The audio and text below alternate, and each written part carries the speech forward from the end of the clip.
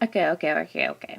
Now we're actually going to get into some probability now that we know actually how to find numbers. First, we have experimental probability. That's when we actually physically do an experiment. If you actually flip a coin 50 times, what's the probability it lands on heads? Not just, hey, I have two sides. So, of the 60 vehicles in a teacher's parking lot today, 15 are pickup trucks.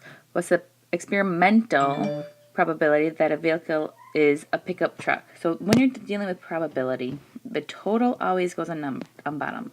It's a total of 60 vehicles, and 15 of them are going to be trucks. So when you're doing this, either you can have your simplified fraction, or else you could have it as a decimal, or else you could have it as a percent. I don't care which one you do, unless if it says you must have it as this. You try B by yourself. Here's where it's getting a little bit more tricky. Now, if I were to ask you experimental probability by using simulation, basically you have to try to set up an experiment. Now, this is where it's nice to have a graphing calculator. So in your graphing calculator, if you push the math button and you move over again to probability and it's down to 5, you have this random integer. You also have a no repeat option. We're not doing the repeat option. Because this question is asking you, on a multiple choice question with 4 choices for each one, how can you simulate by guessing the answers? So if I type this in my calculator, this is saying numbers 1 through 4 right here, and I'm going to have 10 different questions. And it's saying question, or whenever you get a 1, that means you got the question right. So if I did this one time, only one time, randomly, then that's saying you have 3 ones, so that means you get 30% because you would get 3 out of 10.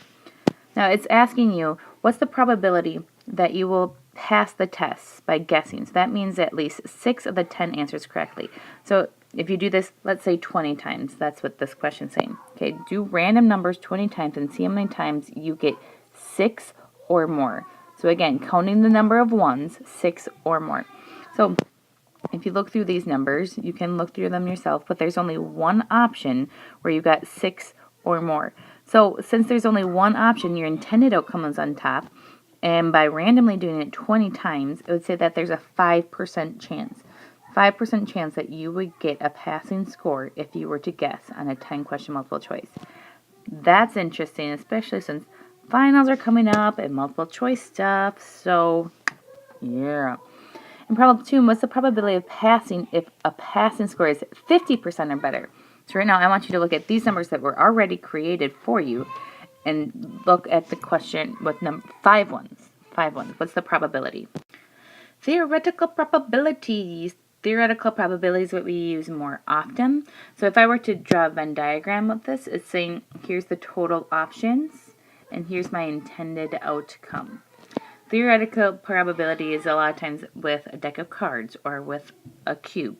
So for this first one, it's saying getting a 5 when you roll a standard number cube. Well, there's 6 sides on that standard number cube, and only one of them is a 5. So that'd be 1/6. Second question, getting a sum of 5, so that means you have to add them up, on one roll of 2 standard number cubes. So first you have to think, how many total different options do you have? Well, when I'm thinking of my total options, I have 6 options for my first one and 6 options for my second one. So there's 2 things that you could do. You could write out all 36 options and then add them up to see which ones have a sum of 5, or you could try to mentally think it through. So your options are, the first one could be a 1, the second one could be a 4. The first one could be a 4, the second one could be a 1. So that was 2 options. I'm going to put a little tally there. The first one could be a 2, the second one could be a 3. The first one could be a 3, the second one could be a 2. So there's 2 more options. I don't think there's any other options that I can add to get 5. So there's 4 different options out of a total of 36, which would be the same thing as 1/9. You have a 1/9 chance to have a sum of 5. So I want you to try to do C by yourself. Now we have geometric probability. So again, probability is always your total over your intended. So geometric probability is always going to be your largest shape. So in this case, my largest shape is this, the actual huge strike zone. So you have to find the area of that. So it would be 22 times 17. So I'm pretty sure you guys can do 22 times 17, which I'm doing in my calculator right now, as you can probably hear. So that's 374. One thing about geometric probability, you have to make sure you're in the same units, which we are. We're in inches and inches. Now the intended outcome is this. The high inside strike area, which is 6 times 4, so that'd be 24. For these probabilities, you want to make sure to actually just has it a percent. It's just going to make life easier. So the probability of hitting that strike zone would be 6.42%. I want you to try B by yourself, and then have the most splendid day